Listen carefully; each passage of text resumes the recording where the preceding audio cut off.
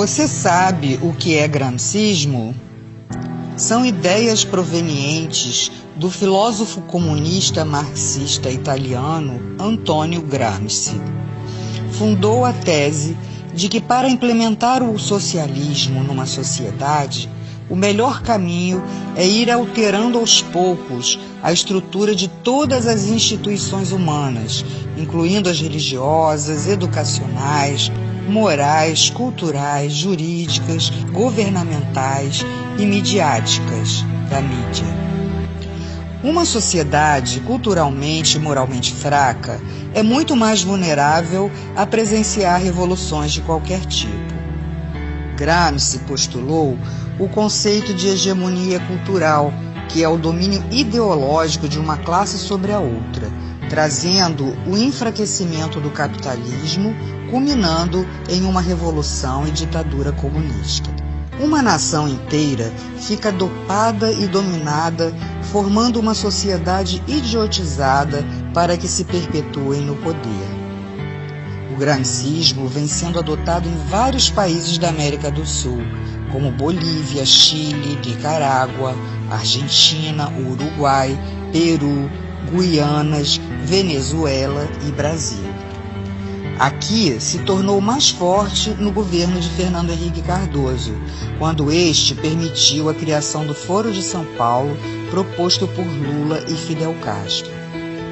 Essa doutrina está sendo inserida em doses homeopáticas na veia da sociedade, e muitos não acreditam que estejam contaminados. O golpe comunista é feito em etapas. Primeira etapa: um governo populista. Essa fase pode ocupar várias presidências do mesmo partido ou da mesma coalizão. Assistencialismo. Ao aumento de bônus familiares por filhos, grávidas, planos de emergência, bolsas, etc.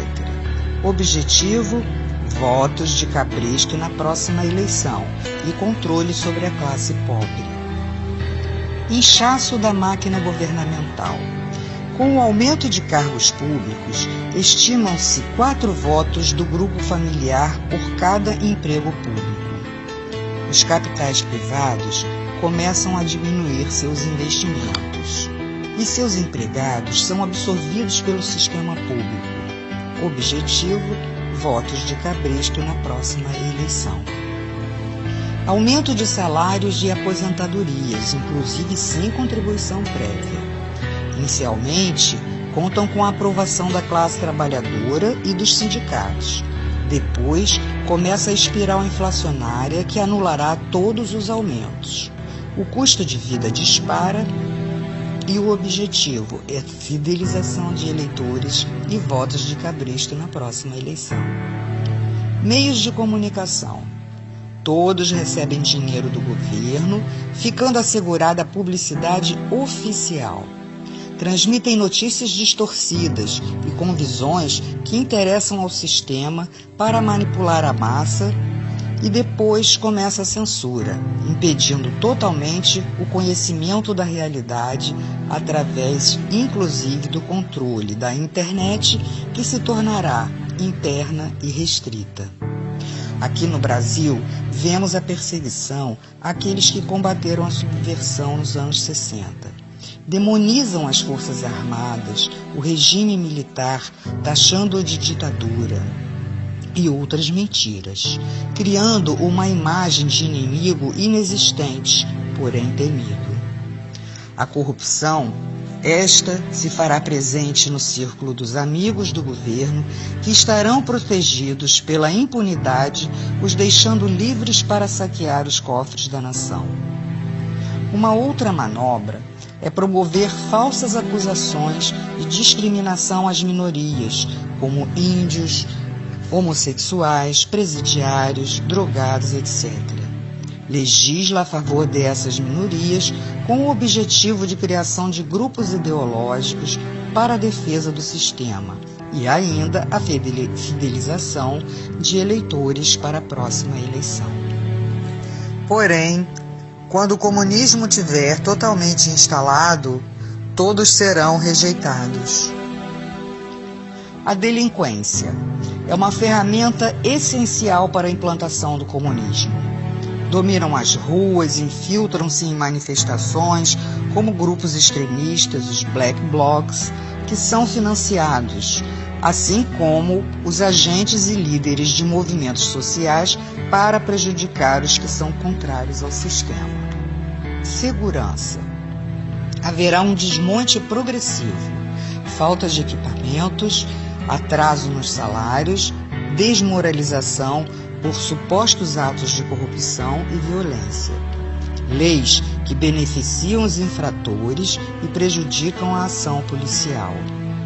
E sobram autoridades para garantir direitos humanos para criminosos, em detrimento das vítimas, incentivando e acelerando a violência. Partidos. Grande fragmentação e alinhamento com a base do governo. Não havendo referências, pois todos seguem a mesma cartilha. Ocupações. Promovem as ocupações de terras públicas ou privadas. Invasões incentivadas por elementos que se beneficiam com a exploração dos menos favorecidos, cobrando aluguéis. Como prenúncio das expropriações, os capitais estrangeiros começam a sair do país e entram empresas de nações ligadas ao sistema. A mídia passa a perseguir os empresários nacionais, havendo quebra de muitas empresas e a estatização de outras. Assim, a classe média não consegue se organizar como oposição. Há o aumento também de ONGs de esquerda e a criação de grupos de choque. Na educação, a criação de novas universidades, diplomas à vontade, facilidades a grupos que sustentem ideologicamente o sistema e promovem ensinamentos distorcidos. A essa altura, o nível educacional é muito baixo para que se mantenha o povo na ignorância e sob controle do Estado.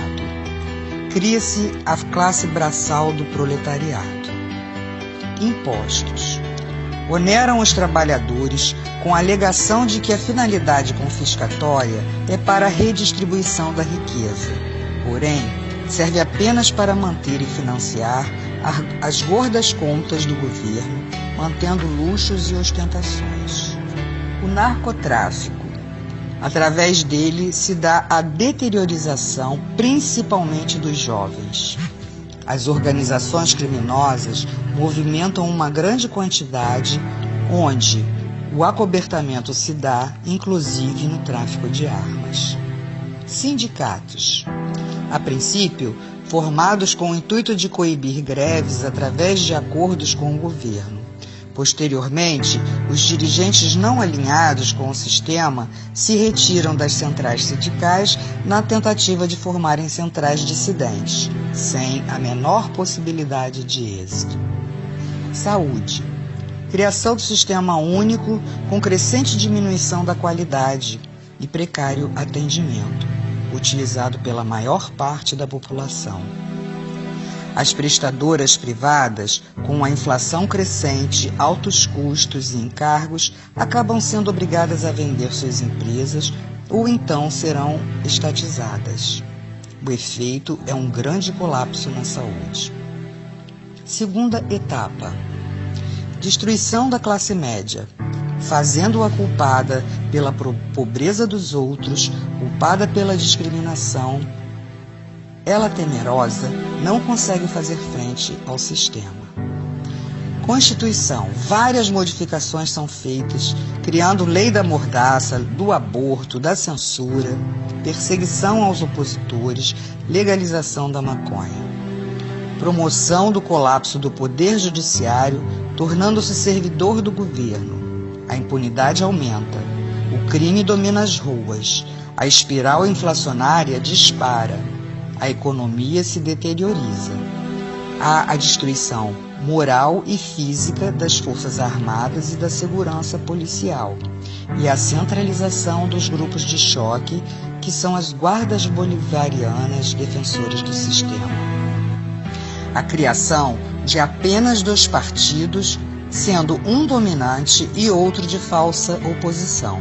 surgimento de falsos inimigos implantados para praticar conflitos, saques e invasões. Cria-se a lei que permitirá a perseguição de religiosos. Terceira etapa: tomada do poder. Os grupos de choque já citados estarão presentes em atos do governo ou coibindo as manifestações de oposição. Prisões por considerar crimes políticos.